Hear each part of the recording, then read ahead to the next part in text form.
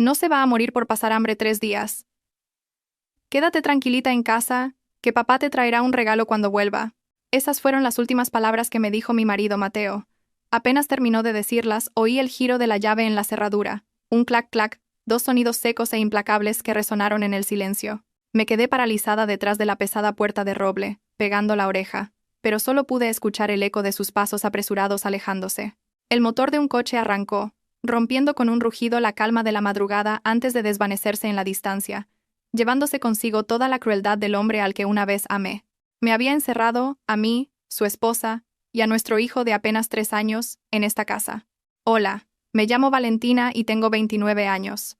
Y la historia que estoy a punto de contarles no es una pesadilla, sino la cruda y dolorosa realidad que me tocó vivir.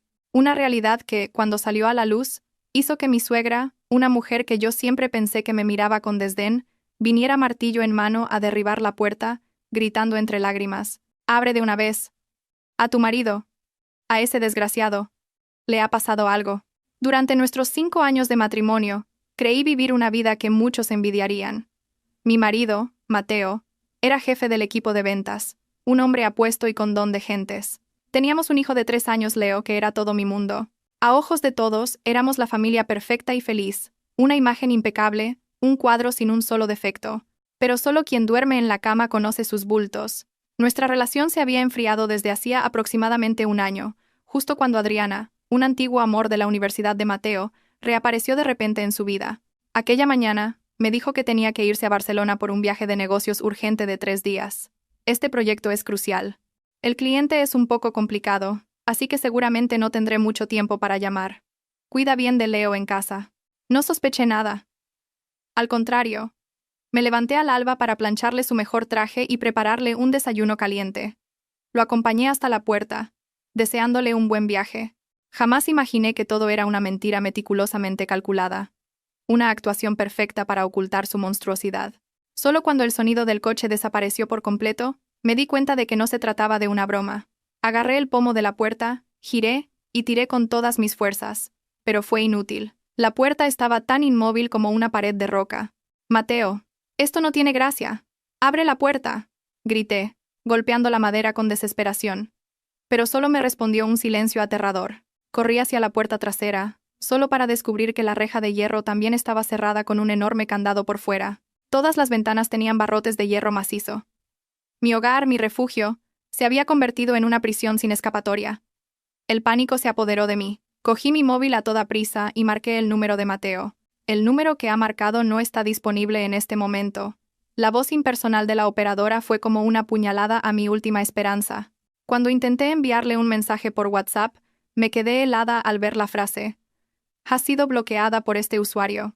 Me había cortado toda comunicación. Sentí que la sangre se me helaba en las venas. Esto no era una broma pesada. Era un acto deliberado, un crimen planeado con crueldad. Realmente pretendía dejarnos encerrados aquí. Pero, ¿por qué? ¿Qué había hecho yo para merecer un trato tan horrible? Caí al suelo, llorando desconsoladamente. No por mí, sino por el miedo que sentía por mi hijo. De repente, recordé sus palabras antes de irse. «Dejaré la puerta bien cerrada para que estéis seguros. Pórtate bien con mamá». ¿Acaso la seguridad de la que hablaba era para que nadie interrumpiera su viaje de negocios con su amante? Entonces, un pensamiento aún más aterrador cruzó mi mente. Anoche quise ir a hacer la compra, pero él me detuvo, diciendo que sería más cómodo si me llevaba él durante el fin de semana. Corrí hacia la nevera y la abrí de par en par. El corazón se me detuvo. Dentro no había más que unas cuantas botellas de agua y un cartón de leche a medio empezar. El congelador estaba vacío, al igual que el cajón de las verduras. El saco de arroz se había acabado anteayer. Lo había calculado todo. No solo nos había encerrado, sino que pretendía matarnos de hambre. «No se va a morir por pasar hambre 3 días». Sus palabras resonaban en mis oídos, afiladas y malévolas como cuchillas. 3 días. Su plan era encerrarnos sin comida ni bebida durante 3 días. Esa crueldad superaba cualquier cosa que yo pudiera haber imaginado. ¿Cómo podía un padre ser tan despiadado con su propio hijo? Ya no podía llorar. El dolor se transformó en una rabia intensa. No podía derrumbarme. Tenía que sobrevivir. Tenía que encontrar una forma de salir de aquí por mi hijo. Justo en ese momento, escuché la voz clara e inocente de Leo desde el segundo piso. «Mamá, Leo tiene hambre». Esa voz fue como 1000 agujas clavándose en mi corazón sangrante. Me sequé las lágrimas a toda prisa, intentando recuperar la compostura, y corrí escaleras arriba para abrazar a mi hijo. Mamá está aquí. Mi niño. ¿Qué podía hacer ahora? Encerrada entre estas 4 paredes inexpugnables, ¿qué debía hacer para salvar a mi hijo? Si tú también sientes esta rabia y tienes curiosidad por saber cómo aparece la suegra y cuál es el secreto que se esconde tras las acciones del marido, no olvides suscribirte al canal Historias de Vida y activar las notificaciones para no perderte el próximo capítulo de este emocionante relato. El frío que emanaba de la nevera vacía me golpeó en la cara, pero no era nada comparado con el hielo que se extendía desde mi corazón. La voz de mi hijo pidiendo comida fue la orden que me sacó de mi estupor. Cerré la puerta de la nevera con fuerza, como si quisiera cerrar la cruel realidad que se desplegaba ante mí. Mamá está aquí mismo. Sé bueno, Leo. Mamá buscará algo de comer. Levanté a mi hijo en brazos y forcé una sonrisa, aunque sabía que mi gesto se parecía más a una mueca de dolor que a una sonrisa. La razón me gritaba que actuara. Senté a mi hijo en el sofá y le di su coche de juguete favorito. Leo, quédate aquí jugando un ratito solo. Mamá va a buscar la llave para abrir la puerta. Seguro que papá solo está bromeando. Mi hijo asintió. Sus ojos claros aún no comprendían lo que estaba sucediendo. Y yo, como un animal atrapado en una trampa, comencé una búsqueda desesperada. Corrí de nuevo hacia la puerta principal. La sacudí, tiré de ella y la golpeé con todas mis fuerzas. Pero el único resultado fue el sonido sordo de mi cuerpo chocando contra la madera maciza. Fui a la puerta trasera de nuevo, buscando cualquier objeto contundente para romper el candado, pero no había nada. Todos los objetos familiares de la casa ahora me parecían terriblemente inútiles. Subí al segundo piso y miré desesperadamente a través de los barrotes. Nuestra casa estaba bastante aislada. La casa del vecino más cercano estaba separada por un amplio jardín. Grité. ¡Socorro! ¿No hay nadie? ¡Ayuda! Pero mis gritos se perdieron en el aire silencioso de la mañana. Ni una sombra, ni una respuesta. Cogí el móvil de nuevo, con la vaga esperanza de poder llamar a alguien que no fuera Mateo. Marqué el número de mi suegra, la señora Pilar. El número que ha marcado no está disponible. Me quedé sin palabras. Marqué el de mi madre, pero solo escuché esa voz impersonal. Llamé a mi mejor amiga, pero el resultado fue el mismo. Con manos temblorosas, abrí la configuración de red. Las barras de señal estaban vacías. No solo me había bloqueado en WhatsApp, sino que había desactivado por completo mi tarjeta SIM. Probablemente la había dado de baja por pérdida o había utilizado algún otro método que yo desconocía. El Wi-Fi de casa funcionaba, pero no servía de nada, ya que todas las aplicaciones de llamadas requerían una verificación a través del número de teléfono. Estaba completamente aislada del mundo exterior. Un terror absoluto me envolvió. Mateo. Había planeado cada detalle a la perfección, sin dejarnos a mí y a mi hijo ni una sola vía de escape. Mamá. Tengo hambre. La voz débil de Leo desde el piso de abajo me devolvió a la cruel realidad. Bajé corriendo y lo abracé con fuerza. Lo siento, mamá, lo siente mucho, mi amor. Comencé una segunda búsqueda, esta vez de comida. Registré cada rincón de la cocina. En el cajón de los snacks encontré medio paquete de galletas viejas y rancias. En el frutero había una manzana ligeramente arrugada. Abrí el paquete de galletas a toda prisa y le di una a mi hijo. La aceptó felizmente y se la metió en la boca, masticando con avidez. Verlo así fue como si alguien me estuviera arrancando el corazón con un cuchillo. Mi hijo, a quien siempre le había dado lo mejor, ahora tenía que comer una galleta rancia para no pasar hambre. Partí la manzana por la mitad, la pelé con cuidado, le di la mitad a mi hijo y guardé la otra mitad. No me atrevía a comer. Tenía que ahorrar. No sabía cuánto tiempo más duraría esta pesadilla. De la leche de la nevera, solo pude servirle un vaso pequeño. Bebe despacio, mi amor, le dije, conteniendo un dolor que me partía el alma. Intenté pensar si habría algo más comestible en la casa. Tenía gas, pero no ingredientes para cocinar. De repente, recordé el contenedor del arroz. Recordaba haber comprado un saco nuevo de 10 kilos anteayer. Al menos podría hacer un caldo de arroz para aguantar unos días. Un rayo de esperanza me iluminó. Me tambaleé hasta el rincón de la cocina donde estaba el moderno dispensador de arroz que Mateo me había regalado por nuestro aniversario. Con esto, mi mujer ya no tendrá que preocuparse por quedarse sin arroz, había dicho. Esas dulces palabras ahora regresaban como un dardo envenenado. Con manos temblorosas, abrí la tapa del dispensador, y ante lo que vi dentro apenas pude mantenerme en pie sin apoyarme en la pared. No había ni un solo grano de arroz. El contenedor no solo estaba vacío, sino que estaba impecablemente limpio. como si alguien lo hubiera limpiado a fondo hacía un momento. El saco de arroz nuevo que había comprado había desaparecido. Fue entonces cuando comprendí de verdad que no se trataba de un descuido. No era que casualmente nos hubiéramos quedado sin comida. Él lo había retirado todo intencionadamente. Había calculado dejarnos solo un poco de agua, un poco de leche y unas cuantas galletas. Lo justo para que no muriéramos de inmediato. Lo justo para que sufriéramos el tormento del hambre lenta y dolorosamente. Esa crueldad ya no era la de un marido. Era la obra de un demonio. El contenedor de arroz, vacío y fríamente limpio, apagó por completo la última y tenue esperanza que me quedaba. Me derrumbé en el frío suelo de la cocina. Apoyada en un armario, ya no sentía pánico, sino un vacío extremo. Mi cabeza daba vueltas, no por el hambre, sino porque una única pregunta no dejaba de taladrar mi mente. ¿Por qué? ¿Por qué Mateo podía hacernos esto? ¿Acaso 5 años de amor, de matrimonio, habían sido una farsa? En mi aturdimiento, fragmentos de recuerdos me asaltaron como en una película a cámara lenta. Recuerdo el día que conocí a Mateo. Fue una tarde lluviosa en Madrid. Estaba refugiándome bajo el toldo de una tienda, sin saber qué hacer, cuando apareció con un gran paraguas.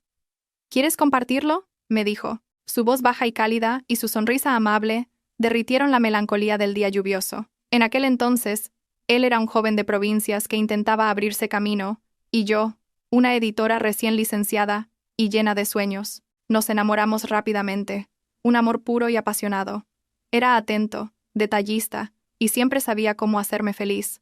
Decía que amaba mi dulzura, mi inteligencia y mi espíritu libre. Prometió protegerme toda la vida. Y yo le creí. Le creí incondicionalmente. Nos casamos después de 2 años de noviazgo, con la bendición de amigos y familiares. Los primeros años de matrimonio fueron un paraíso. Él ascendió rápidamente en su empresa y se convirtió en jefe del equipo de ventas. Yo también tenía un trabajo estable y buenos ingresos. Compramos esta casa juntos, construimos nuestro hogar. Recuerdo vívidamente el día que nació Leo, cómo lo sostuvo en brazos con los ojos llenos de lágrimas de felicidad. Gracias, Valentina. Gracias por darme una familia tan perfecta. Grabé esas palabras en mi corazón, considerándolas una prueba de amor eterno. Pero las grietas en nuestra felicidad comenzaron a aparecer sin que yo me diera cuenta. Quizás fue hace un año, en una reunión de antiguos alumnos de la universidad. Ese día, Adriana, el antiguo amor de Mateo del que él decía haber perdido todo contacto, apareció de repente. Seguía tan hermosa como siempre, pero en su mirada hacia Mateo había algo de anhelo y provocación. Esa noche, Mateo bebió mucho. Al volver a casa, murmuró el nombre de Adriana en sueños.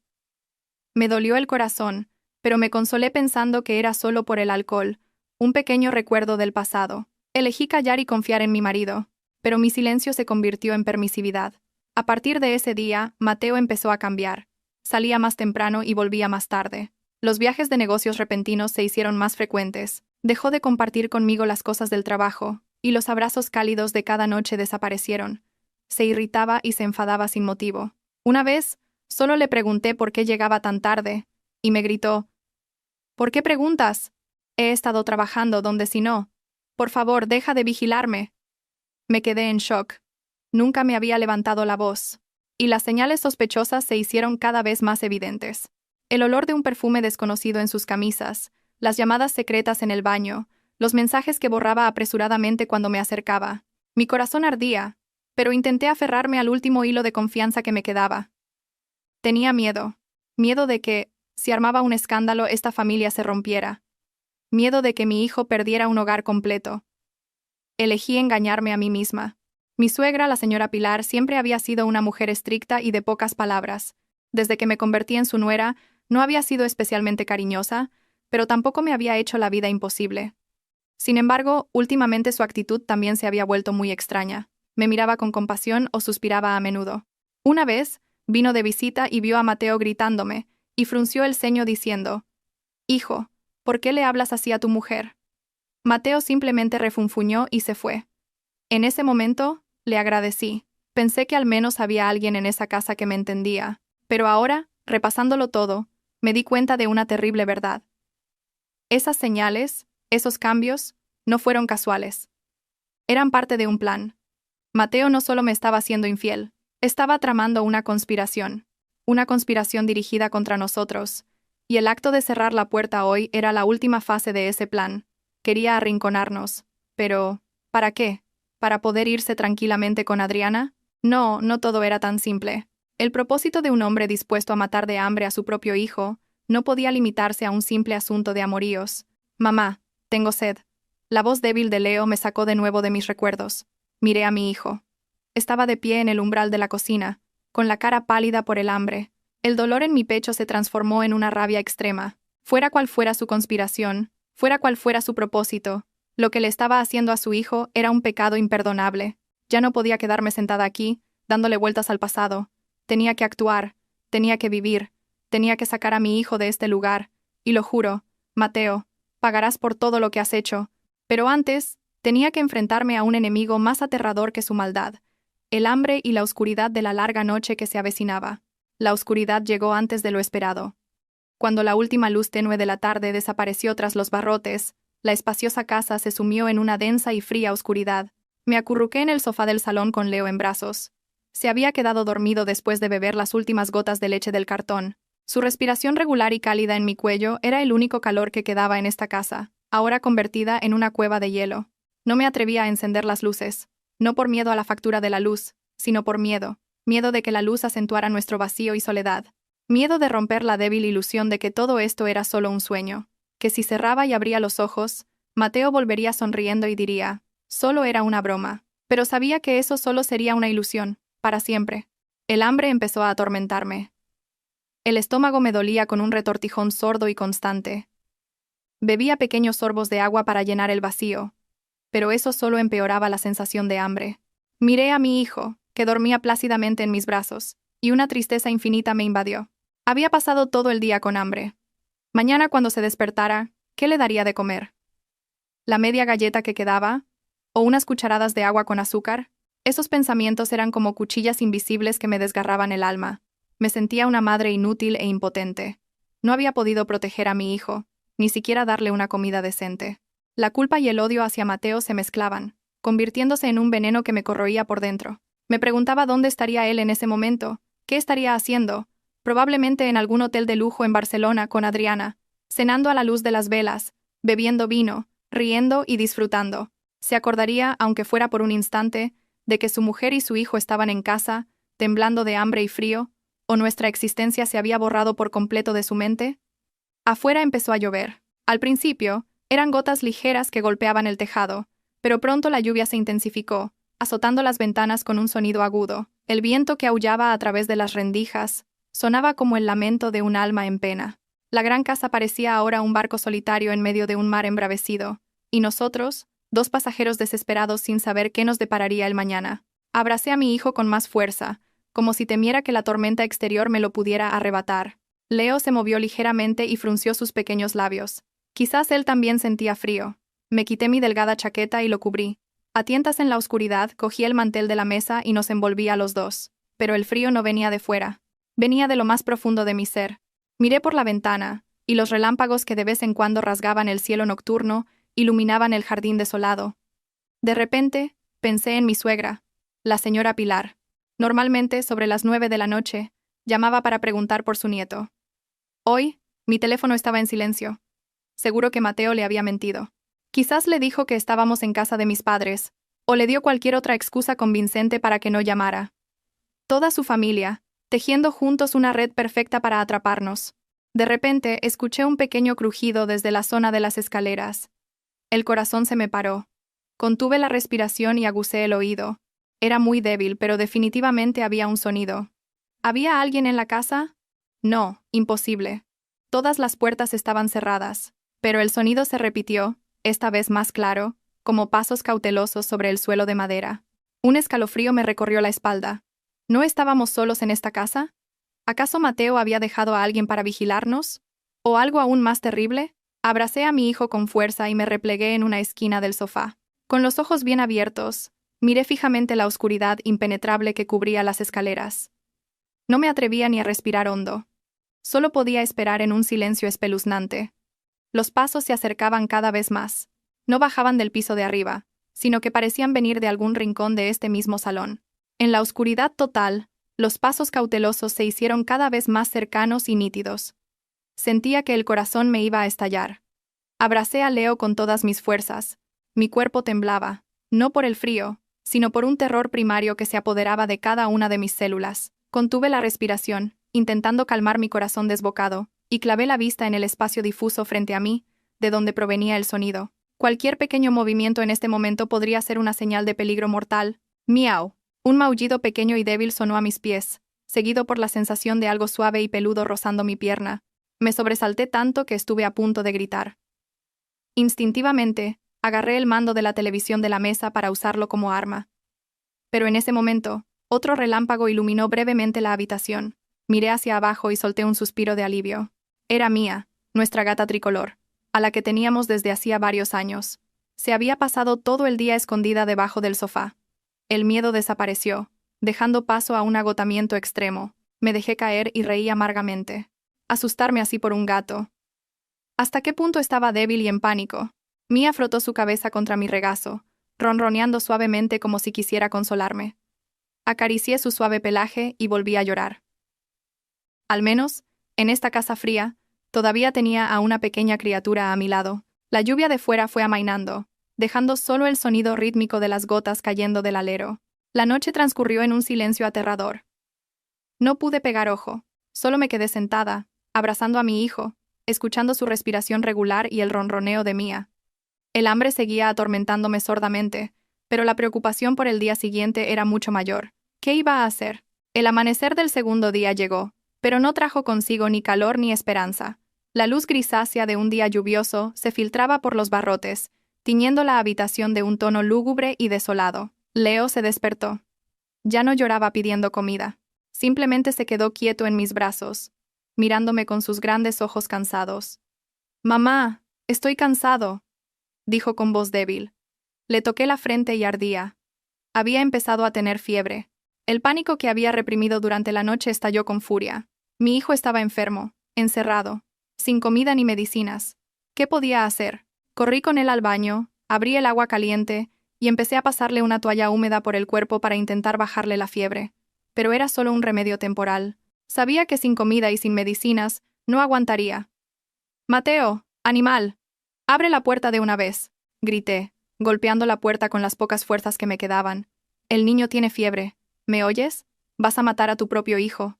Golpeé la puerta hasta que mis manos se hincharon y me ardieron. Grité hasta quedarme ronca y que me doliera la garganta, pero la única respuesta seguía siendo un silencio sepulcral. Volví a registrar la casa de arriba a abajo, pero de nuevo, solo encontré desesperación. Vi el teléfono fijo en una esquina del salón, y se me ocurrió un atisbo de esperanza. ¿Sería posible? ¿Sería posible que solo hubiera cortado la SIM del móvil y se hubiera olvidado del fijo? Corrí y descolgué el auricular. Tú. Un tono largo y regular. No había línea. También había cortado la línea del teléfono fijo. Su preparación no podía ser más perfecta. Me derrumbé, abrazando a mi hijo febril. La impotencia casi me consumió. Lo había intentado todo. Había gritado hasta quedarme sin voz.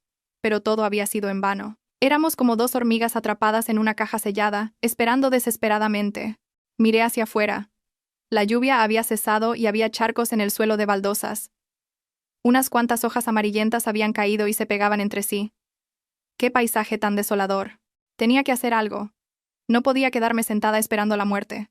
Miré la ostentosa lámpara de araña de cristal que colgaba del techo, una que Mateo había instalado él mismo. «Esta lámpara iluminará nuestro hogar para siempre», había dicho. Ahora no era más que un adorno frío e indiferente que presenciaba nuestra tragedia. De repente, una idea descabellada cruzó mi mente. Miré los barrotes de la ventana. Eran de hierro macizo, muy resistentes. Pero, ¿y los tornillos que los fijaban a la pared? Quizás no fueran tan fuertes. Si encontraba algo lo suficientemente sólido para hacer palanca, tal vez, solo tal vez, podría arrancar uno de los barrotes. Pero, ¿qué podía usar? Los cuchillos de la cocina eran demasiado finos y se romperían, y las patas de las sillas eran demasiado gruesas. Mis ojos recorrieron la habitación y se detuvieron en un rincón detrás del mueble de la televisión. Allí, apoyado contra la pared, había un objeto cuya existencia casi había olvidado. Era un palo de golf, largo y sólido, del grosor de una muñeca. Se lo había regalado un antiguo cliente a Mateo. Nunca lo había usado, solo lo tenía de adorno, pero ahora, a mis ojos, ya no era un palo de golf. Era la esperanza, la única llave que podría abrirnos la puerta a la vida. El palo de golf de metal se sentía frío y pesado en mi mano. pero extrañamente me dio una sensación de seguridad. Coloqué a Leo, que yacía debilitado por la fiebre, cómodamente en el sofá, y lo cubrí con mi única chaqueta. Sé bueno, Leo. Espera a mamá un momento. Mamá va a abrir la ventana para que entre aire fresco, le susurré, dándole un beso ligero en su frente ardiente. Él solo asintió débilmente, sin fuerzas siquiera para levantar los párpados. Sabía que no tenía mucho tiempo. La fiebre de mi hijo empeoraba por momentos, y el hambre dentro de mí consumía poco a poco las fuerzas que me quedaban. Arrastré una silla hasta la ventana del salón, la que estaba más oculta de la calle. Respiré hondo y encajé la cabeza del palo de golf en el hueco entre el barrote y la pared. ¡Clank! Un sonido seco de metal contra cemento resonó. El yeso alrededor del primer tornillo comenzó a desmoronarse.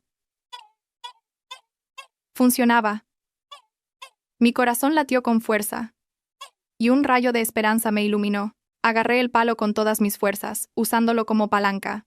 Empujé, giré, golpeé. El sudor me corría a chorros, empapándome toda la espalda. Mis manos, acostumbradas solo a teclear y pasar páginas, se llenaron de ampollas y me ardían. Pero no me atrevía a parar. Cada vez que quería rendirme, miraba a mi hijo respirando con dificultad en el sofá. Esa imagen era mi acicate. El yeso se desprendía cada vez más, revelando el tornillo oxidado, pero este seguía firmemente anclado a la pared. El palo de golf, resbaladizo por el sudor, casi se me escapó de las manos varias veces. Me mordí el labio hasta sangrar. El sabor salado de la sangre se mezcló con el de mi sudor y mis lágrimas. No sé cuánto tiempo estuve luchando así. 30 minutos. 1 hora. En esta casa prisión, el tiempo había perdido su significado. Crack. Se escuchó un sonido pequeño pero nítido. El primer tornillo se había doblado. El hueco entre el barrote y la pared se había ensanchado un poco. De la alegría, casi me echo a llorar. Continué con el segundo y el tercer tornillo. A medida que avanzaba, le cogí el truco. En lugar de usar solo la fuerza bruta, busqué el punto de palanca exacto y usé todo el peso de mi cuerpo para generar la máxima fuerza. Después de casi 2 horas de lucha, finalmente, el primer barrote se aflojó. Lo doblé hacia un lado con las manos, creando un espacio lo suficientemente grande como para que un niño de 3 años pudiera pasar. Pero yo no podía salir. Miré hacia afuera. La altura desde la ventana hasta el suelo era de al menos 2 metros. Si dejaba caer a mi hijo, seguramente se haría daño. No podía permitirlo. Me senté en el suelo, jadeando. El hambre y el agotamiento me mareaban. Mi plan había sido un medio fracaso. Podía sacar a mi hijo, pero yo me quedaría atrapada. Dejar a mi hijo solo fuera en su estado era aún más peligroso. ¿Qué podía hacer? Miré desesperadamente a mi alrededor buscando una solución, y mis ojos se posaron en el cable enrollado de la aspiradora en un rincón de la casa. Una idea aún más temeraria cruzó mi mente. Atar el cable al cuerpo de mi hijo, atar el otro extremo a un objeto pesado dentro de la casa y bajarlo lentamente al suelo. Pero era demasiado arriesgado. La cuerda podría soltarse. Mi hijo podría golpearse contra la pared. No podía arriesgar la vida de mi hijo en una aventura así. Estaba a punto de derrumbarme. Todos mis esfuerzos parecían llevarme a otro callejón sin salida. Me tambaleé hacia el sofá y miré a mi hijo. Su cara estaba enrojecida, y su respiración era cada vez más agitada. «Mamá, agua», susurró en su delirio. «Agua». Cierto, al menos tenía que darle de beber. Corrí a la cocina y abrí el grifo. Un chorro de agua fresca salió. Llené un vaso, y corrí para llevárselo. Pero justo cuando volvía al salón, el chorro del grifo se fue haciendo más fino, hasta que se cortó por completo. Me quedé helada y volví a abrir el grifo. No salía ni una gota. Corrí al baño, abrí la ducha, el grifo del lavabo. Todos estaban secos. Había cortado el agua. Mateo, ese marido, ese padre, había cortado sin piedad nuestra última línea de vida. No nos había dejado ninguna salida. Quería que muriéramos en esta casa, lenta y dolorosamente. Esa terrible verdad fue el último martillazo que destrozó la poca cordura que me quedaba. No podía mantenerme en pie y me apoyé en la pared. Todo a mi alrededor empezó a oscurecerse. Ya no sentía el hambre ni el dolor de mis manos. Solo sentía un frío que me calaba hasta los huesos. Era el frío de la desesperación.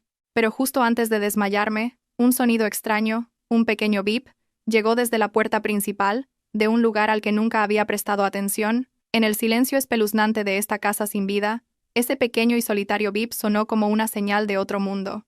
Me detuve e intenté concentrarme para averiguar de dónde venía. El sonido se repitió, corto y decidido. Provenía de debajo de la puerta principal, cerca de la cerradura. Arrastré mis pesados pies hasta allí, me agaché y miré de cerca. Era una pequeña caja de metal negra empotrada en la pared, justo al lado del marco de la puerta, con un punto LED rojo parpadeando. Había vivido aquí casi 5 años. Había pasado por esa puerta miles de veces, y nunca me había dado cuenta de su existencia. ¿Qué era esto?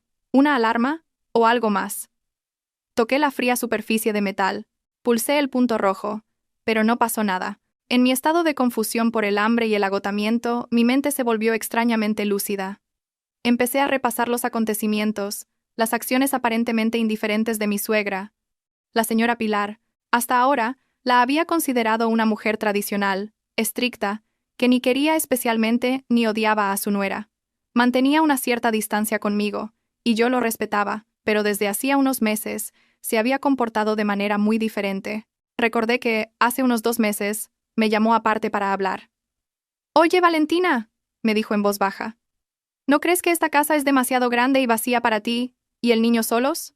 En ese momento, simplemente sonreí y le respondí que con Leo a mi lado todo el día, no me sentía sola, pero ahora que lo pienso, esa pregunta era extraña. Otra vez, vino de visita y me vio luchando por arreglar el sistema de cámaras de seguridad que se había estropeado. Se quedó de pie, mirándome durante un largo rato con una expresión pensativa, sin decir nada. «Déjalo estar, hija», dijo. «Esos aparatos electrónicos son complicados. Deja que lo mire Mateo cuando vuelva». Pero al día siguiente, me llamó para preguntarme si había arreglado las cámaras, y luego me recomendó a un conocido, un técnico muy meticuloso y discreto. Y lo más sospechoso fue que, una semana antes de que Mateo se fuera de viaje, mi suegra apareció sin avisar. Le compró a Leo un nuevo robot de juguete. Mientras yo estaba distraída un momento, dio una vuelta por la casa, por el salón, la cocina e incluso la puerta trasera.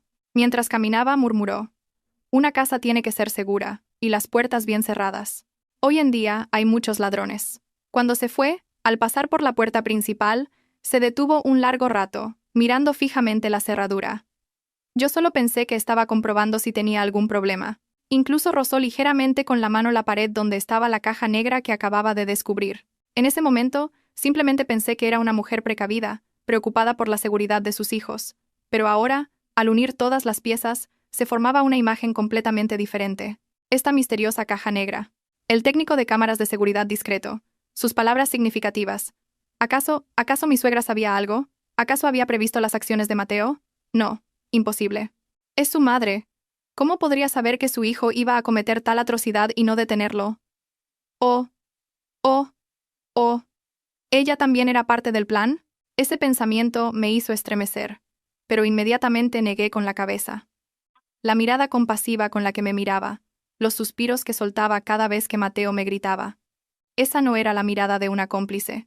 Era la mirada de una madre, de una abuela que guardaba un secreto inconfesable. Entonces, ¿qué era esta caja negra? ¿Y por qué estaba instalada de forma tan secreta? Volví a mirar el punto rojo que parpadeaba rítmicamente. Era como un ojo que observaba y registraba en silencio toda la tragedia que se desarrollaba en esta casa. Un mareo me obligó a apoyarme en la pared. El hambre y la fiebre de mi hijo estaban acabando con las últimas fuerzas que me quedaban. No podía seguir especulando. Tenía que hacer algo. Miré a mi hijo, inconsciente en el sofá. Ya no tenía elección. Volví a la ventana y cogí el palo de golf. Esta vez, no lo usé para forzar los barrotes. Lo estrellé con todas mis fuerzas contra el cristal. Crash. Un sonido ensordecedor de rotura resonó. Los trozos de cristal volaron por todas partes, pero no me importó. Tenía que hacer ruido. Un ruido lo suficientemente fuerte como para llamar la atención de alguien, de quien fuera. Seguí golpeando el marco de la ventana y los barrotes con el palo de golf. El sonido metálico de los golpes resonó en el tranquilo vecindario. Golpeaba y gritaba: «¡Socorro! ¡Ayuda! ¡No hay nadie! ¡Sálvennos!». No sabía si alguien me oiría. Solo sabía que este era mi último esfuerzo. Si fallaba esta vez, realmente no aguantaríamos más. Golpeé hasta que el palo de golf casi se dobló y la sangre brotó de mis manos. Y justo cuando estaba a punto de caer exhausta, escuché un sonido a lo lejos. No era el viento ni la lluvia. Era el sonido de una sirena, cada vez más cerca. Pero, ¿de quién era el coche? ¿Una ambulancia? ¿La policía? ¿O alguien que ni siquiera podía imaginar? La sirena se acercaba, cada vez más urgente. Fue como una inyección de adrenalina que me sacó del borde del abismo. Me agarré al marco roto de la ventana y a duras penas me levanté. Con la vista borrosa por el agotamiento, miré hacia la puerta principal. Un familiar taxi amarillo frenó en seco y la puerta se abrió. Pero quien bajó no era ni un policía ni un paramédico. Su figura, qué familiar era. Era mi suegra, la señora Pilar. Mi corazón se paró por un instante.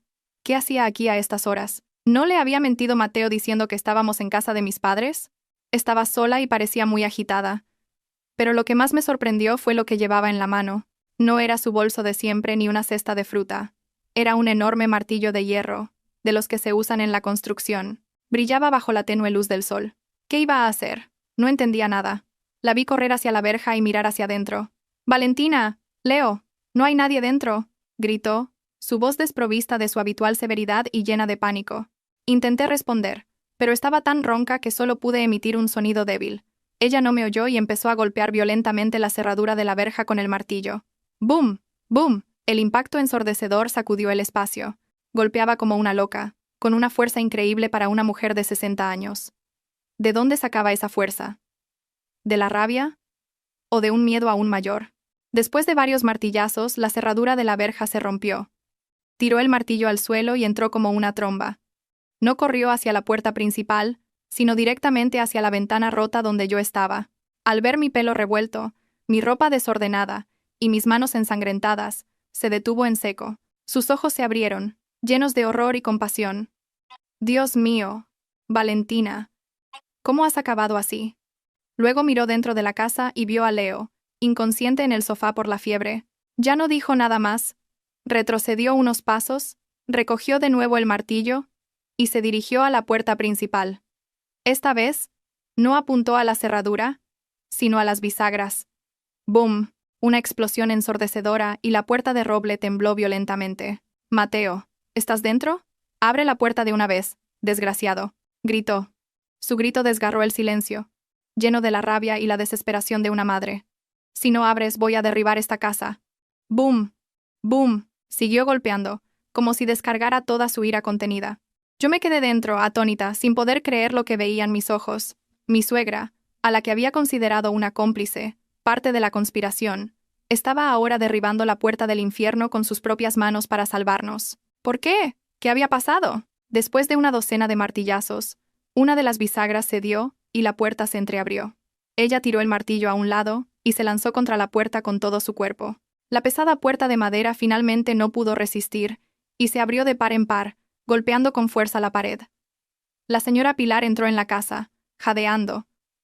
Su frente estaba empapada en sudor. Sin mirarme, corrió directamente hacia Leo. Abrazó a su nieto y le tocó la frente con mano temblorosa. «Está ardiendo». «Maldito sea. Es peor que un animal». Empezó a maldecir y a llorar. Luego se giró hacia mí. En sus ojos ya no había sorpresa, sino un dolor y un arrepentimiento extremos. Se acercó y nos abrazó a los dos juntos. Su abrazo fue torpe y extraño, pero tan cálido. «Lo siento, Valentina. Lo siento mucho», sollozó. Yo, todavía en shock, tartamudeé. «Señora». «¿Cómo?». Me soltó y se secó las lágrimas a toda prisa. Su mirada se volvió afilada. Miró alrededor de la casa y dijo con voz entrecortada pero firme: «Él no está aquí. Realmente se ha ido». Se giró hacia mí y me agarró por los hombros. Me miró fijamente con los ojos inyectados en sangre y dijo: «Valentina, escúchame bien. Tenemos que ir al hospital ya. A tu marido, a ese desgraciado, a Mateo. Le ha pasado algo». Sus últimas palabras fueron como un trueno. ¿Que le había pasado algo? ¿No estaba disfrutando con su amante? ¿Qué había ocurrido en los últimos 2 días y por qué mi suegra lo sabía todo? «Le ha pasado algo». Esas palabras resonaban en mi cabeza, causando una confusión mayor que el propio dolor del hambre. Miré a mi suegra, buscando una explicación en sus ojos aún llorosos, pero no me dio tiempo a pensar. «Rápido, primero tenemos que ir al hospital», dijo con firmeza. Su voz no admitía vacilaciones. Cogió a Leo, delirante por la fiebre, con una familiaridad sorprendente, y me tomó de la mano para llevarme al taxi que esperaba fuera. De camino al hospital, la señora Pilar no paraba de hacer llamadas. Su voz era urgente, dando órdenes tajantes a alguien al otro lado de la línea. «Hola, ¿es el detective Miguel?» «Soy yo, Pilar. He encontrado a mi nuera y a mi nieto. Estaban encerrados en casa, el niño tiene fiebre alta. Mande a alguien al hospital pediátrico ahora mismo, por favor. Y el rastreador del coche de Mateo. Sigue en Barcelona, ¿verdad?» «¿Barcelona? ¿Barcelona?» Me quedé helada. Todo se volvía cada vez más confuso. Al llegar al hospital, mi suegra se encargó de todo el papeleo rápidamente. Leo fue llevado directamente a urgencias. Solo cuando vi a mi pequeño hijo atendido por médicos y enfermeras, sentí un ligero alivio. Me dejé caer en una silla de la fría sala de espera. Fue entonces cuando sentí el dolor en todo mi cuerpo y la falta de fuerzas. El hambre y el agotamiento me golpearon de repente, y estuve a punto de desmayarme. Mi suegra corrió a comprar un cartón de leche caliente y un bollo. «Come, hija, come y recupera fuerzas», me dijo, entregándomelos. Su voz ya no era severa, sino llena de preocupación. Cogí el bollo, pero no podía tragarlo. Las lágrimas empezaron a correr de nuevo. «Señora, ¿qué ha pasado exactamente? ¿Cómo sabía que estábamos encerrados?» «¿Y Mateo?». La señora Pilar se sentó a mi lado y soltó un largo y pesado suspiro. Mirando al vacío, comenzó a contar una historia que me hizo darme cuenta de que nunca había entendido realmente a mi suegra. Llevaba mucho tiempo sospechando de ese hijo mío, Mateo. Valentina, comenzó con una voz baja y triste. Desde el día que esa chica, Adriana, reapareció. Soy su madre. ¿Cómo no iba a conocer su carácter mujeriego y fácil de influenciar? Pero no tenía pruebas, así que solo podía observar en silencio. Me contó que se había dado cuenta de los cambios de Mateo, las llegadas tardías, las llamadas secretas. Intentó hablar con su hijo, pero él la ignoró, acusándola de ser paranoica. Sabía que si armaba un escándalo sin pruebas, los únicos que saldríais heridos seríais tú y Leo. No quería que la familia se rompiera. Y continuó. Hace unos 2 meses, decidí hacer algo que nunca pensé que haría. Le pedí a mi primo, Miguel, un policía retirado, que lo vigilara. El detective Miguel fue quien instaló la misteriosa caja negra en la puerta de mi casa. No era una alarma, sino un pequeño dispositivo de seguimiento y grabación. También colocó en secreto un rastreador GPS en el coche de Mateo. No quería invadir vuestra privacidad, pero no tenía otra opción. Tenía que saber qué estaba haciendo ese desgraciado a tus espaldas, dijo con amargura. Y lo que el detective Miguel descubrió fue mucho peor de lo que ella había imaginado. El seguimiento reveló que Mateo no solo se veía con Adriana, sino que se había metido en el juego. Adriana no era la mujer frágil y desamparada que aparentaba ser. Era una estafadora profesional, una viuda negra que seducía a hombres adinerados para llevarlos al juego y luego desplumarlos. La mañana que Mateo dijo que se iba de viaje de negocios, la voz de mi suegra tembló. Miguel me informó que la señal de su coche no se dirigía al aeropuerto, sino a Barcelona. Y yo sabía que en Barcelona había un casino muy grande. «Pero, ¿por qué no se encerró?», pregunté, todavía con voz temblorosa. «Eso era lo que más temía», dijo la señora Pilar, apretando mi mano. Miguel me dijo que era el modus operandi habitual de esa banda de Adriana. Aíslan a la víctima de su familia, cortan toda comunicación para que, cuando lo pierda todo, no pueda pedir ayuda a nadie. Mateo te encerró no porque te odiara, sino por miedo.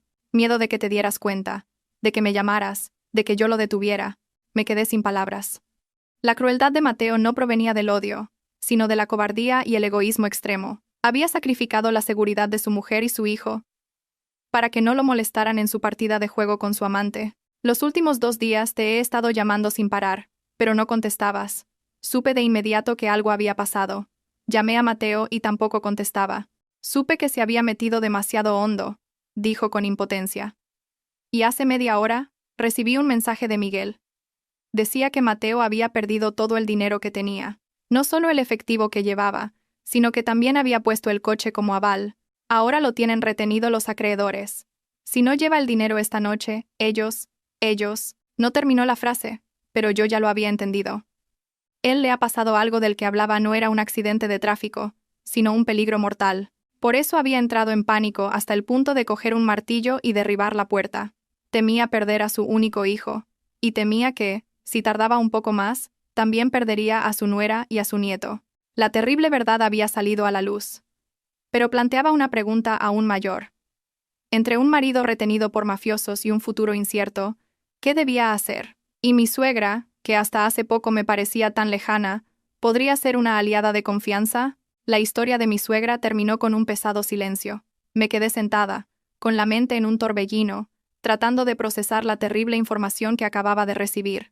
Mi amado esposo no era solo un adúltero y un padre cruel, sino un tonto adicto al juego, una víctima estúpida que había caminado por su propio pie hacia la muerte. Y la aparentemente frágil Adriana era un lobo con piel de cordero, una estafadora profesional y despiadada. «Señora, ¿va a salvarlo?», Pregunté con voz ronca. Fue la primera pregunta que se me ocurrió. Una pregunta compleja, mezcla de resentimiento y una pizca de curiosidad por su respuesta. La señora Pilar me miró. Sus ojos estaban inyectados en sangre, pero brillaban con una luz fría y decidida que nunca antes había visto. ¿Salvarlo? Sí, hay que salvarlo. Pero no ahora, y no de la manera que él espera. Me apretó la mano con más fuerza. Antes de salvarlo, tiene que darse cuenta de lo estúpido que ha sido y del crimen que ha cometido contra ti y contra Leo. Justo en ese momento, un hombre alto y de aspecto rudo se acercó rápidamente a nosotros. Señora Pilar, soy yo, dijo en voz baja. ¿Cómo está el niño? Ah, detective Miguel. Mi suegra se levantó. Su voz era mucho más tranquila. Gracias por venir. El niño está recibiendo atención de urgencia. Siéntese. Luego se giró hacia mí y nos presentó. Valentina, este es el detective Miguel del que te hablé. Todavía confundida, asentí con la cabeza a modo de saludo. El detective Miguel no se sentó de inmediato. Abrió su maletín de cuero y sacó una delgada carpeta y una tableta, colocándolas sobre la mesa. Esto es lo que he recopilado en las últimas 48 horas, dijo con voz muy profesional. Creo que sería mejor que la señora Valentina lo viera primero. Me entregó la tableta.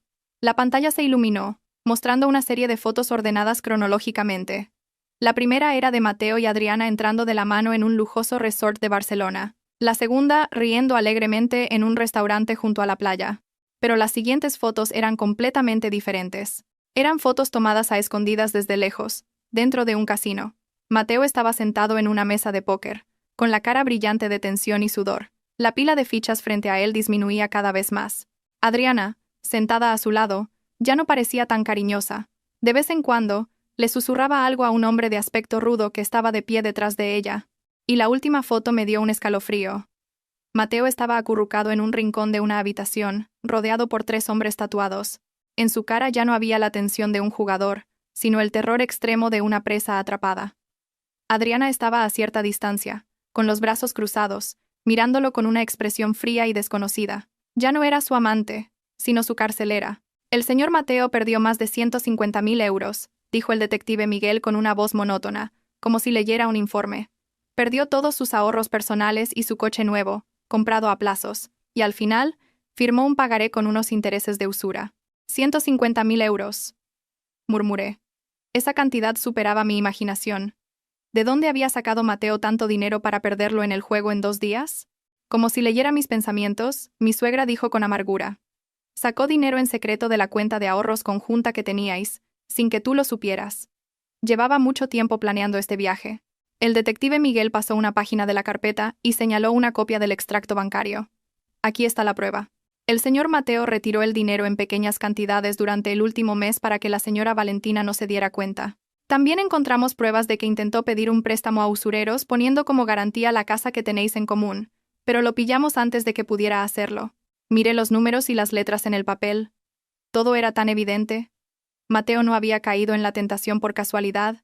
Había planeado activamente conseguir dinero para jugar con su amante, y para llevar a cabo su plan, había sacrificado sin piedad a su propia esposa e hijo. El acto de cerrar la puerta y matarnos de hambre ya no era solo cobardía, sino un crimen fríamente calculado. Quería silenciarme, evitar que interfiriera en su diversión. Justo en ese momento, la puerta de urgencia se abrió.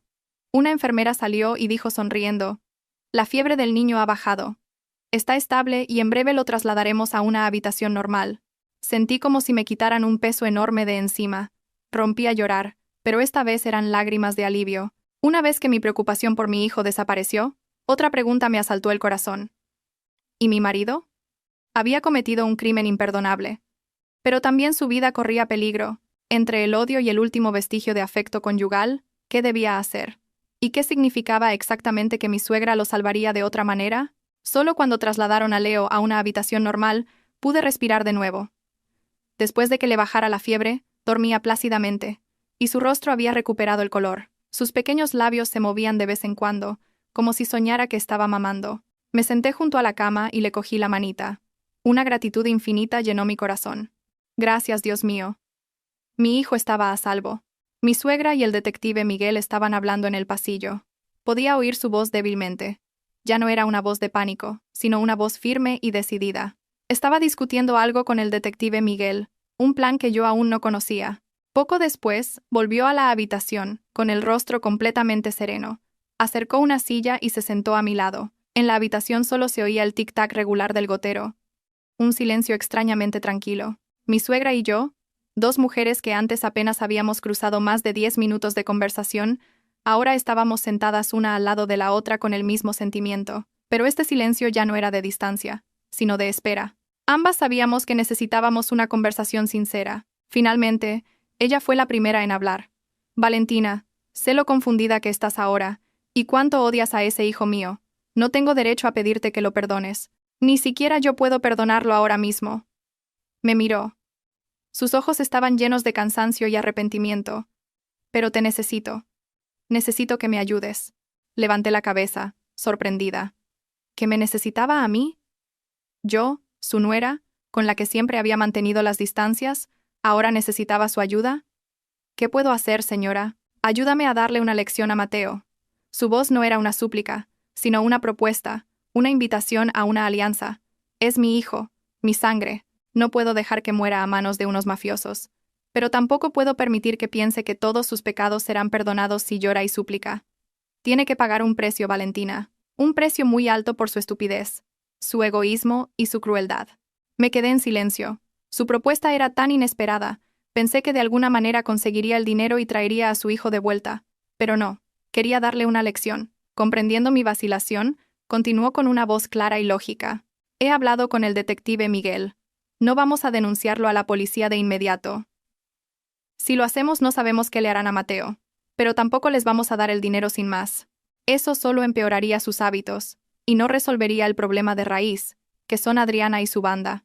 Me contó el plan que acababa de trazar con el detective Miguel. Él tenía contactos en el AMPA. Encontraría la manera de contactar con el jefe que retenía a Mateo. No se identificarían como familiares, sino como un tercero, otro acreedor de Mateo, para negociar la deuda. Nuestro objetivo, enfatizó, no es pagarles el dinero, sino ganar tiempo. Mientras tanto, el detective Miguel reunirá más pruebas sobre la red de estafas de juego de Adriana para poder desmantelarlos. Al mismo tiempo, ganar tiempo es para que Mateo sienta el sabor del miedo y la desesperación, para que se dé cuenta de cómo os sentisteis vosotros cuando os encerró en casa. No pude evitar sorprenderme por la meticulosidad y la frialdad del plan de mi suegra. La mujer que yo había considerado anticuada y ciegamente preocupada por el honor de la familia, en realidad tenía una mente fría y una determinación increíble. No era que no amara a su hijo, lo amaba de otra manera, de una manera muy realista. Pero te necesito, repitió. Esta vez, su mirada era suplicante. Necesito que estés de mi lado, porque en este asunto no eres solo mi nuera, sino la principal víctima. Solo tú tienes el derecho legal de demandarlo. Y solo con tu consentimiento este plan puede tener éxito. Si no estás de acuerdo, no te obligaré. Conseguiré el dinero de alguna manera, venderé la casa si hace falta, y lo traeré de vuelta. Pero si lo hago, nunca más tendré la cara para mirarte a ti ni a mi nieto. Había puesto su última carta sobre la mesa. Me había dado el poder de decisión, el poder de decidir el destino de Mateo, el futuro de nuestra relación y el camino que yo tomaría a partir de ahora. Podía dejarlo en manos de la ley, o peor aún, dejar que los mafiosos se encargaran de él. Sería una venganza rápida y satisfactoria. O podía participar en este peligroso juego. Un juego que no era solo por venganza, sino un proceso educativo para enderezar a un ser humano perdido, aunque fuera de forma imperfecta. Miré a mi hijo, que dormía plácidamente. Pensé en su padre, Mateo. Por muy terrible que fuera lo que había hecho, seguía siendo el padre de mi hijo.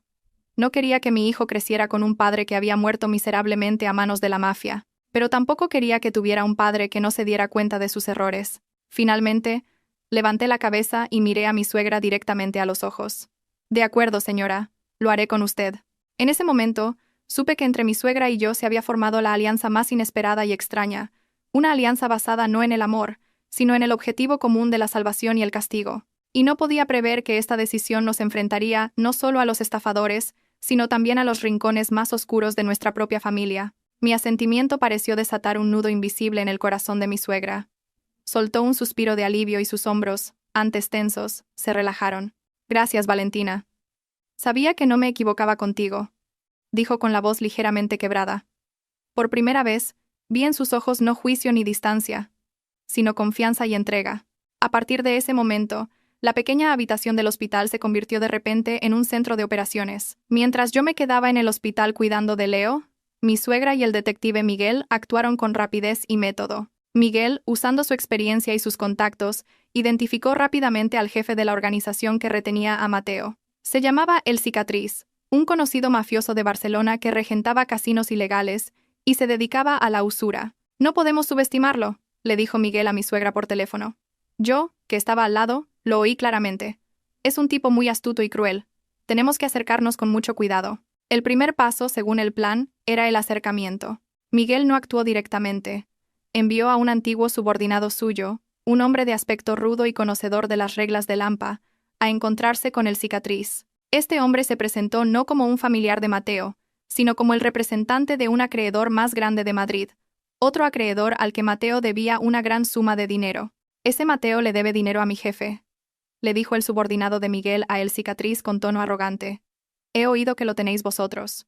Mi jefe quiere hablar sobre cómo vamos a resolver esta deuda.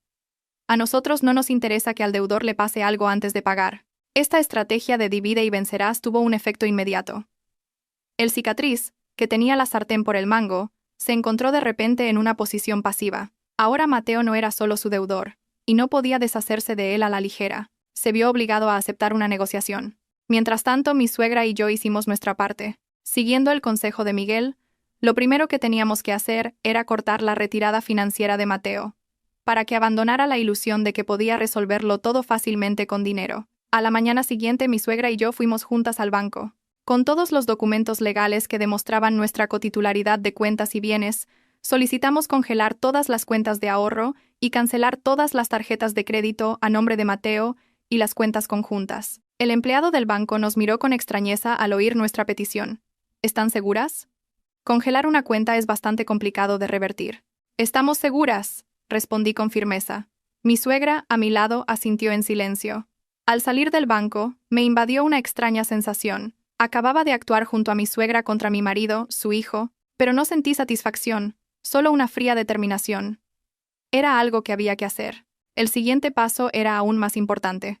Teníamos que consultar a un abogado. Miguel nos recomendó un abogado especializado en casos civiles y penales. Sentada en el lujoso despacho, conté toda mi historia, desde el encierro y el hambre hasta las pruebas de la infidelidad y el juego de Mateo. Mi suegra, a mi lado, añadió la información que Miguel había investigado. El abogado, un hombre de mediana edad llamado señor Garcés, escuchó atentamente. Pasó cada una de las fotos, leyó los extractos bancarios. Cuando terminé, se ajustó las gafas y nos miró seriamente. Señoras, este caso es muy complejo. Civilmente, la señora Valentina puede solicitar el divorcio y una división de bienes favorable, ya que el señor Mateo ha violado gravemente el Código Civil en lo referente al matrimonio y la familia. Pero penalmente, sus actos de detención ilegal y daño psicológico también son punibles. Hizo una pausa y añadió, y lo que es más importante, con las pruebas que tienen sobre la red de estafas de Adriana, pueden colaborar con la policía para desmantelarla. Pero esto puede ser muy peligroso. ¿Lo han pensado bien? Lo hemos pensado muy bien, respondió mi suegra. Su voz no vaciló ni un ápice. No solo queremos que se haga justicia para mi nuera, sino que queremos que esos villanos sean juzgados para que no puedan hacer daño a más gente. La miré con admiración. No solo pensaba en su hijo, sino en la sociedad en general. De acuerdo, asintió el señor Garcés. Entonces empezaré a preparar la documentación. Primero necesitamos una declaración del propio señor Mateo. Pero, ¿cómo conseguir la declaración de alguien que está secuestrado? Ese era el mayor problema. Y la respuesta llegó con una llamada inesperada de los mismos enemigos que pretendíamos desenmascarar. Pero quien llamó no fue Adriana, sino una voz desconocida que decía ser un subordinado de El Cicatriz, y nos hizo una petición que nadie esperaba. La llamada llegó una tarde, cuando, después de un largo día en el hospital, acababa de dormir a Leo. El número era desconocido. Tuve un mal presentimiento. Miré a mi suegra, que leía un libro en un rincón de la habitación. Ella también levantó la vista, con una mirada expectante. Respiré hondo, pulsé el botón de llamada y activé el altavoz. Hola. Al otro lado no estaba la voz de Mateo, ni la de un mafioso. Era la voz de Adriana. La misma voz clara, débil y temblorosa que había oído en las antiguas grabaciones de Mateo. ¿Es la señora Valentina? Me quedé helada. Mi suegra también dejó el libro y entrecerró los ojos hacia el teléfono. Sí, soy yo. ¿Qué quieres? Intenté mantener la voz lo más fría posible. Hubo un silencio de unos segundos, y luego escuché sus sollozos. Señora. Por favor. Salve a Mateo. Por favor. Me reí. ¿Tú lo llevas a la muerte y ahora me pides a mí que lo salve? ¿A quién intentas engañar? No es así, señora. A mí también me engañaron, gritó Adriana. Esa gente no está de mi lado. A mí solo me utilizaron. Si no tienen los 150.000 euros esta noche, le van a cortar un dedo a Mateo. Tengo mucho miedo. Yo no tengo dinero. No tenía más remedio que llamarla. Por favor, por el bien de Mateo, por el bien de su hijo, sálvelo. Sus palabras eran entrecortadas, llenas de pánico y sonaban muy reales. Pero yo ya no era la mujer ingenua y confiada de antes. Miré a mi suegra. Y ella negó con la cabeza en silencio, indicándome que no la creyera a la ligera. Entonces, ¿por qué no llamas a la policía? Le pregunté. No puedo, sollozó Adriana. Me han amenazado con matarme a mí también. Señora, usted es la única que puede salvar a Mateo. Usted es rica, tiene dinero. 150.000 euros no son nada para usted. Por favor. Se lo ruego de rodillas. Al oír la palabra rica, sentí náuseas. Incluso en este momento, a sus ojos, yo no era más que una fuente de dinero. No tengo dinero, respondí con una voz gélida. Mi marido se gastó todo mi dinero jugando contigo. ¿Lo has olvidado? No, no es así, tartamudeó Adriana. Mi respuesta la había pillado por sorpresa. Justo en ese momento, escuché la voz de un hombre al otro lado de la línea. ¿Con quién hablas? Dame el teléfono. Y luego, otra voz, una voz ronca y desesperada. Era la voz de Mateo. Valentina. Valentina, soy yo. Por favor, sálvame. Lo he hecho mal. Muy mal. Sálvame. Esa gente va a... Sus palabras se cortaron con un golpe sordo, seguido de un gemido de dolor. Instintivamente, mi corazón dio un vuelco. Por mucho que lo odiara, no podía permanecer completamente indiferente al oír cómo lo golpeaban. ¿Hola? ¿Hola? Mateo, ¿estás bien? Grité. La voz del hombre de antes volvió a sonar, esta vez amenazante. Tú eres la mujer, ¿verdad? Escucha bien. Tu marido nos debe 150.000 euros. Si en una hora no ingresas el dinero en esta cuenta, no te quejes. Tiene unos dedos bonitos, sería una pena no conservarlos. Me dictó un número de cuenta y añadió, 1 hora. Recuérdalo. Tú, colgó. La habitación quedó en un silencio sepulcral. Miré a mi suegra. Su rostro estaba pálido, y sus manos apretadas con tanta fuerza que se le marcaban las venas. Tenía miedo por su hijo. Lo sabía. Pero en sus ojos no había un pánico ciego. Me miró a mí. Su mirada parecía preguntar, ¿y ahora qué? Toda la llamada, desde la voz de Adriana hasta los gritos de Mateo y la amenaza del mafioso, se había grabado en mi teléfono. Esta era la declaración que el abogado Garcés necesitaba, pero también era la sentencia de muerte de Mateo. Señora, dije con voz temblorosa. ¿Qué hacemos ahora? La señora Pilar no respondió de inmediato. Se levantó y caminó por la habitación. Su rostro reflejaba un conflicto evidente. Por un lado, la vida de su único hijo. Por otro, el plan que habían trazado y la justicia que querían recuperar. Si les dábamos el dinero, Mateo estaría a salvo, pero nunca aprendería la lección y la banda de Adriana se saldría con la suya. Si no hacíamos nada, la vida de Mateo. El teléfono de mi suegra sonó con una notificación de mensaje. Lo abrió y me lo enseñó. Era un mensaje del detective Miguel. Todo está listo. La policía ha rodeado el resort, solo esperamos la orden para entrar. La decisión final es de usted y de la señora Valentina. Quedaba menos de 1 hora. La decisión estaba ahora en nuestras manos, en las de mi suegra y en las mías. Una decisión que podría cambiar el destino de muchas personas. Y de repente me di cuenta de que esta era, quizás, la prueba más grande que la vida me había puesto. El mensaje del detective Miguel fue la orden final que llevó la balanza del destino a su punto álgido. 1 hora, 60 minutos demasiado cortos para decidir sobre la vida de una persona y determinar el final de un juego manchado de sangre y lágrimas. Miré a mi suegra, y ella me miró a mí. En sus ojos profundos se reflejaba todo el conflicto. Supe que no esperaba un consejo, sino mi consentimiento. Seguiré su decisión, dije con una voz extrañamente tranquila. Al fin y al cabo, es su hijo. La señora Pilar negó con la cabeza, lenta y cansadamente. No, Valentina. Es mi hijo. Pero es tu marido y el padre de mi nieto. La que más ha sufrido eres tú. Tienes derecho a decidir. Sea cual sea el camino que elijas, no te culparé. Me había pasado la cruel y pesada carga del veredicto. Cerré los ojos. El grito desesperado de Mateo al otro lado del teléfono volvió a resonar en mi mente. Lo odiaba. Pero ¿Realmente deseaba su muerte? ¿Quería que mi hijo creciera sin siquiera tener la oportunidad de conocer a su padre? Pero inmediatamente, la imagen de mi hijo postrado y febril, la puerta firmemente cerrada, y las crueles palabras, «No se va a morir por pasar hambre 3 días» aparecieron con claridad. Mi vacilación desapareció. Perdonar a Mateo ahora no sería generosidad, sino debilidad. Sería un insulto al sufrimiento que habíamos pasado, y lo que es más importante, permitiría que gente como Adriana siguiera haciendo daño a otros. Abrí los ojos y miré fijamente a mi suegra. Señora, no podemos dejar que muera, pero tampoco podemos permitir que se salga con la suya después de lo que ha hecho. Cogí el teléfono y marqué el número del detective Miguel. Detective Miguel, soy Valentina.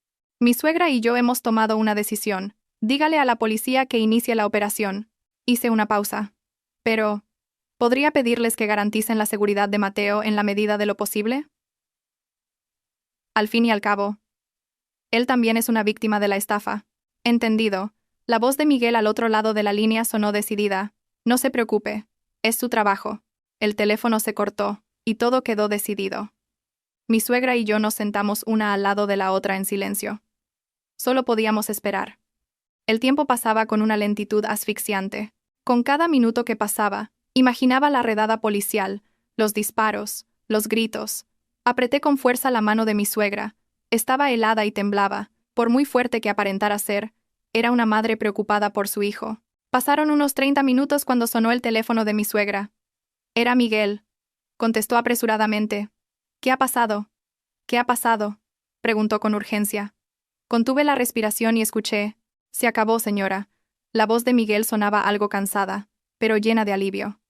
«Los hemos pillado a todos.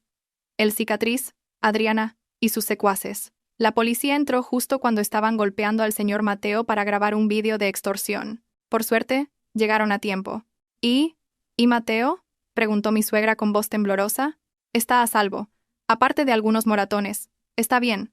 Ahora está detenido para ser interrogado. Usted y la señora Valentina también deben prepararse. Mañana tendrán que colaborar en la investigación». Clac. El teléfono se le cayó de la mano a mi suegra y fue a parar al suelo de baldosas. Se desplomó en la silla, se cubrió la cara con las manos y rompió a llorar. Esta vez no eran lágrimas de arrepentimiento o conflicto, sino de liberación. Sollozó como una niña. Lloró por las noches en vela, por la preocupación y el miedo, y por su hijo pecador, que al menos ahora estaba a salvo en manos de la ley. Me acerqué, le rodeé los hombros y le di unas palmaditas suaves. No dije nada. En ese momento cualquier consuelo era inútil. Nosotras, 2 mujeres, habíamos superado juntas una tormenta. Una tormenta que nos había arrebatado a un marido y a un hijo, pero que había barrido los muros y los malentendidos que nos separaban, acercándonos más que nunca. Al día siguiente, cuando mi suegra y yo llegamos a la comisaría, volvimos a ver a Mateo. Estaba sentado en la sala de interrogatorios, con la cara demacrada, la ropa desaliñada y las marcas de las cuerdas aún visibles en sus muñecas. Al vernos, bajó la cabeza y no se atrevió a mirarnos. Su antigua confianza y atractivo habían desaparecido, dejando solo la miseria de un perdedor. El inspector nos mostró las grabaciones de las cámaras de seguridad del resort. En ellas se veía cómo golpeaban y amenazaban a Mateo, y cómo su amante, por la que lo había apostado todo, Adriana, se quedaba de brazos cruzados, incluso sonriendo cruelmente. Miré a Mateo, y luego a la grabación. Ya no sentía odio, solo una compasión infinita. Había pagado un precio demasiado alto por su amor ciego. El caso, con pruebas irrefutables, se procesó rápidamente. Las grabaciones, los extractos bancarios, las declaraciones de los implicados, la red de estafas de Adriana y el cicatriz fue completamente desmantelada. Fueron acusados de estafa, organización de juegos de azar, detención ilegal y otros cargos. Y Mateo, él tampoco pudo eludir su responsabilidad. Aunque fue reconocido como víctima en el caso de la detención, sus actos de encerrar a su mujer e hijo, su participación en el juego y la malversación de bienes comunes fueron suficientes para ser condenado. En el banquillo admitió su culpabilidad en voz baja. Se giró hacia mí, mirándome con ojos llenos de un arrepentimiento tardío. Yo aparté la mirada en silencio. Todo había terminado. El precio de la traición no fue solo unos años de cárcel, sino la ruptura total de una familia y la pérdida de una confianza que nunca podría recuperarse. Y cuando la puerta del tribunal se cerró, supe que un viejo capítulo de mi vida había terminado oficialmente. 6 meses después del juicio, mi vida comenzó a entrar en una nueva órbita. una órbita extrañamente tranquila. El chalet de las afueras, que una vez fue nuestra prisión, fue vendido. Con parte del dinero, compré un apartamento más pequeño, acogedor y lleno de sol cerca del centro de la ciudad. No era tan espacioso como antes, pero me daba una sensación de seguridad y de ser verdaderamente dueña de mi espacio. El divorcio de Mateo también se tramitó rápidamente. Fue condenado a 2 años de prisión con suspensión de la pena por detención ilegal. El hecho de que también fuera una víctima y que hubiera confesado su culpabilidad fue un atenuante. No apelé ni exigí ninguna compensación adicional. Para mí la libertad y la tranquilidad de mi hijo eran lo más valioso. Mi suegra, la señora Pilar, parecía otra persona después de todo lo sucedido. Ya no era la mujer estricta y distante de antes. La tormenta le había arrebatado un hijo, pero de una manera inesperada, le había devuelto una nuera y un nieto. No vivía conmigo. Dijo que necesitaba tiempo para reflexionar. Volvió a su antigua casa en el pueblo, donde se dedicaba a cultivar hortalizas y criar gallinas. Pero casi todos los fines de semana, cogía el autobús para venir a ver a su nieto. Cada vez que venía, traía las manos llenas de cosas del campo. Verduras recién cogidas, huevos de corral y pescado de río que, según ella, era bueno para Leo. No hablábamos mucho del pasado. Las heridas habían cicatrizado, pero si se tocaban, todavía dolían. Hablábamos de cosas cotidianas, de cómo le iba a Leo en la guardería, de mi nuevo trabajo. Dejé mi antigua empresa y, con el capital que me quedaba, abrí una librería infantil. Era mi sueño desde hacía mucho tiempo. Un lugar donde podía trabajar y estar cerca de mi hijo. La relación entre mi suegra y yo ya no era una obligación de estatus, sino un extraño vínculo forjado con los fragmentos del dolor. Ya no me ordenaba ni me juzgaba, sino que me trataba con consejos suaves y una atención silenciosa. A veces, se quedaba sentada durante horas, simplemente observándonos jugar a Leo y a mí. En sus ojos ya no había cálculo, sino serenidad y, quizás, remordimiento. Una tarde, mientras la acompañaba a la parada del autobús, se giró de repente y me cogió la mano. «Valentina», dijo con cierta vacilación. «Sí, si más adelante, cuando Mateo salga de la cárcel, ¿podrías perdonarlo?» Me quedé en silencio durante un largo rato. La ira y el odio de antes se habían desvanecido con el tiempo, dejando solo una vaga tristeza. «Señora», respondí lentamente, «perdonar o no, ya no es importante. Solo espero que, después de todo lo que ha pasado, aprenda a ser una buena persona, una persona que se responsabilice de sus actos. Volver a estar juntos es imposible». Ella asintió sin decir nada y subió al autobús en silencio. Me quedé de pie, mirando cómo se alejaba el autobús. Me sentí mucho más ligera. El hecho de que pudiera dar esa respuesta con tanta calma significaba que realmente había superado el pasado. En cuanto a Mateo, de vez en cuando me enviaba cartas desde la cárcel. En ellas ya no había mentiras ni súplicas, sino una caligrafía torpe que describía su vida de recluso y sus largas noches de reflexión. Escribió que solo después de perder la libertad había entendido realmente el valor de la palabra familia. Se disculpó conmigo, con nuestro hijo y con su madre. Leía las cartas y, sin responder, las guardaba en silencio en una caja. Quizás esa también era una lección que tenía que aprender por sí mismo. Mi vida transcurría así, tranquilamente. Mi pequeña librería tenía cada vez más clientes. Leo crecía sano, inteligente y muy apegado a su madre. No preguntaba por su padre. Quizás en su pequeño mundo el amor de su madre y su abuela era suficiente. Un día, Leo trajo un dibujo de la guardería. En él había 3 personas cogidas de la mano bajo el sol.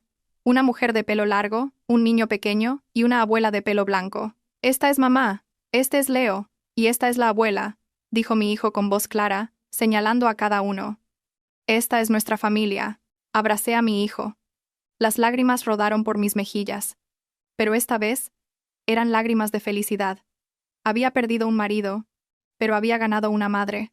Había pasado por un matrimonio infernal, pero sobre esas mismas cenizas, había podido establecer una nueva definición de la palabra familia.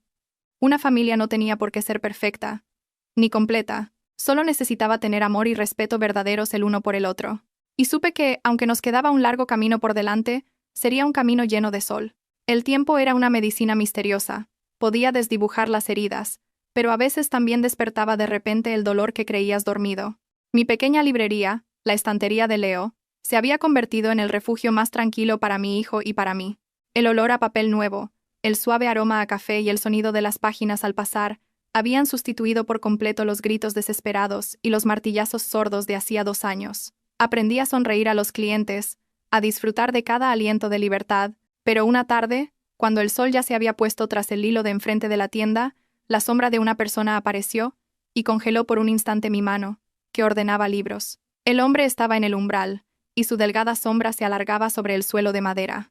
Vestía ropa sencilla, llevaba una bolsa vieja, y su rostro estaba curtido por la intemperie y la vida en prisión. Era Mateo. Había sido puesto en libertad anticipada por buena conducta. Lo miré. No hubo gritos ni pánico como en la pesadilla de antaño. Solo una sensación extrañamente tranquila.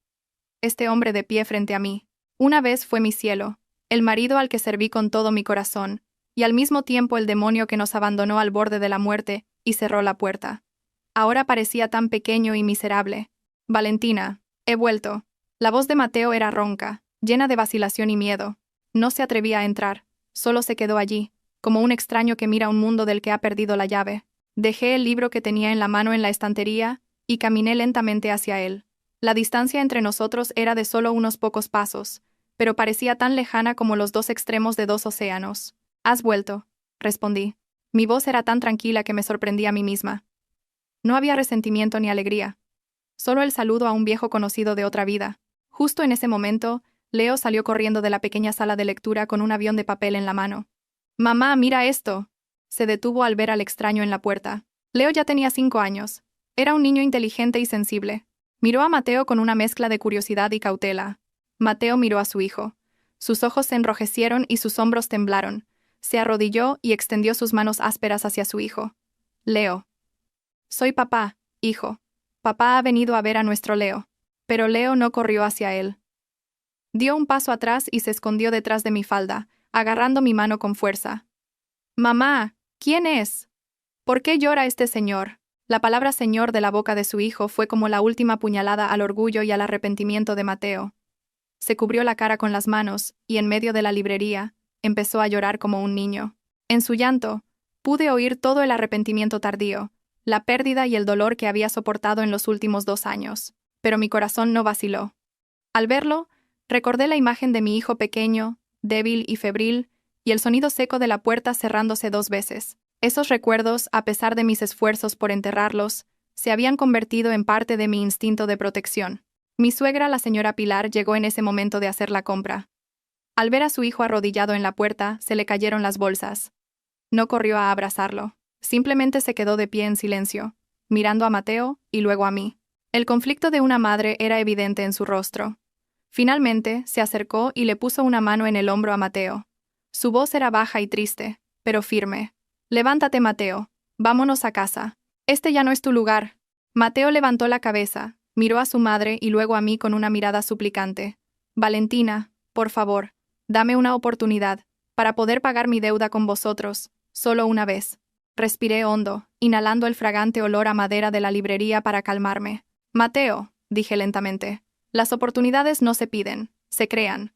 Tú elegiste cerrar la puerta de nuestra familia, y yo elegí abrir una nueva puerta para mí. No podemos volver atrás. Vive el resto de tu vida de tal manera que cuando Leo crezca, pueda llamarte papá sin avergonzarse del pasado».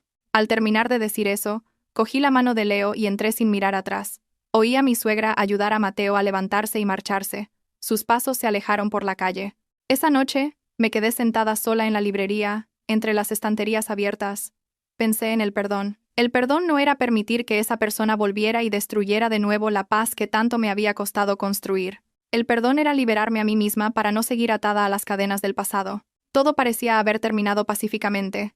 Pero la vida siempre tiene giros inesperados. A la mañana siguiente, justo cuando abría la librería, apareció una mujer de aspecto desaliñado, con el pelo revuelto y una mirada profunda y enloquecida. Era nada menos que Adriana. No había ido a la cárcel por falta de pruebas directas de su estafa, pero la ley del karma parecía haberla alcanzado antes. Adriana corrió y me agarró de la manga. Su voz sonaba aguda como un demonio. «Todo es por tu culpa. Tú me lo quitaste todo. Dicen que ese Mateo ha salido de la cárcel. ¿Dónde está? Tiene que darme dinero. Me están buscando. Me van a matar». La aparición de Adriana trajo consigo un aura siniestra, recordándome todo lo más repugnante de mi antiguo matrimonio. Estaba en pánico, acorralada por sus antiguos compañeros. Al verla, sentí más un asco profundo que miedo, pero antes de que pudiera reaccionar, una mano fuerte la apartó de mí.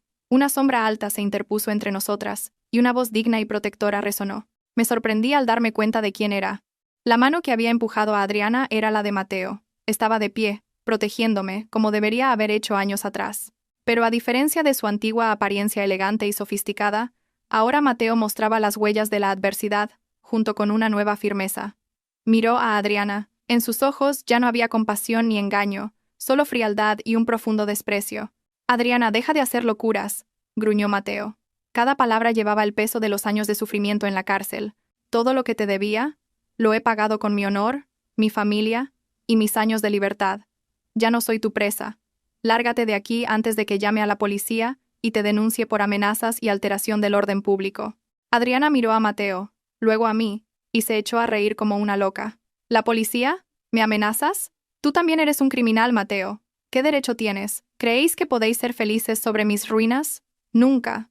Intentó abalanzarse de nuevo, pero la mirada firme de Mateo y la atención de los vecinos que empezaban a reunirse la hicieron retroceder. Con un crujir de dientes y una maldición, desapareció entre la multitud. Su figura era patética, como un fantasma a plena luz del día. Cuando la conmoción pasó, un silencio asfixiante se instaló frente a la librería. Mateo se giró hacia mí. Sus ojos estaban llenos de arrepentimiento y preocupación. ¿Estás bien, Valentina?, preguntó, manteniendo una distancia respetuosa, sin atreverse a tocarme. Solté un largo suspiro. Mi corazón se fue calmando. Estoy bien. Gracias, respondí brevemente. Por primera vez en años, vi a Mateo actuar no por egoísmo, sino con verdadera hombría, pero como dije, el perdón y la reconciliación eran caminos completamente diferentes. Mi suegra salió corriendo de casa en ese momento. Al verme sana y salva, soltó un suspiro de alivio. Miró a Mateo, luego a mí, y dijo en voz baja: Valentina, parece que Mateo ha madurado un poco. Estaba en casa, oyó el alboroto y vino corriendo. Siento mucho este escándalo. Le sonreí suavemente. Señora, no se disculpe. No es culpa suya. Me giré hacia Mateo por última vez, antes de cerrar por completo la puerta de mi corazón. Mateo, con tu acción de ahora parte del odio que sentía por ti ha desaparecido. Lo admito, pero nuestra familia murió la noche que cerraste la puerta. Ahora solo tenemos vidas separadas. Ve a casa y cuida bien de tu madre. Ella es la única persona que te ha amado incondicionalmente. Mateo inclinó la cabeza, muy profundamente, como si quisiera expiar todo lo que había hecho. Sin decir nada, se dio la vuelta en silencio y siguió a su madre. Viendo las espaldas de madre e hijo desaparecer por la esquina, sentí una extraña ligereza. Todas las deudas y lazos entre nosotros habían terminado de verdad en ese momento. Meses después, la vida de Leo y la mía recuperaron una tranquilidad perfecta. La librería prosperó, convirtiéndose en el lugar favorito de muchos padres y niños. Mi suegra seguía viniendo a ver a su nieto cada semana, pero ahora era de verdad nuestra madre y abuela. Me ayudaba a cuidar de Leo, y comíamos juntas comida casera y caliente. Mateo enviaba regalos a Leo de vez en cuando, pequeños detalles con mensajes sinceros. Permití que mi hijo los recibiera, y a veces, bajo nuestra supervisión, padre e hijo se veían. Quería que mi hijo supiera que tenía un padre que, aunque una vez se equivocó, se esforzaba por ser mejor. Que aprendiera una lección de crecimiento y responsabilidad, en lugar de vivir en la oscuridad del engaño. Un atardecer, sentada en el balcón del apartamento, con Leo dormido en mi regazo y mi suegra tejiendo un jersey para su nieto enfrente, la luz dorada del sol envolvía cálidamente el pequeño espacio. Me di cuenta de que una familia no es necesariamente un marido y una mujer bajo el mismo techo. Una familia es donde hay comprensión y perdón, donde hay personas dispuestas a superar juntas la tormenta para encontrar el sol. Una vez estuve encerrada en la crueldad, hambrienta en la desesperación, pero el martillo de mi suegra y mi propia fortaleza rompieron esa puerta del infierno. Mi vida resurgió de verdad de las cenizas. Ya no temo a la oscuridad, ni a las puertas cerradas, porque sé que la llave de mi felicidad siempre la he tenido yo.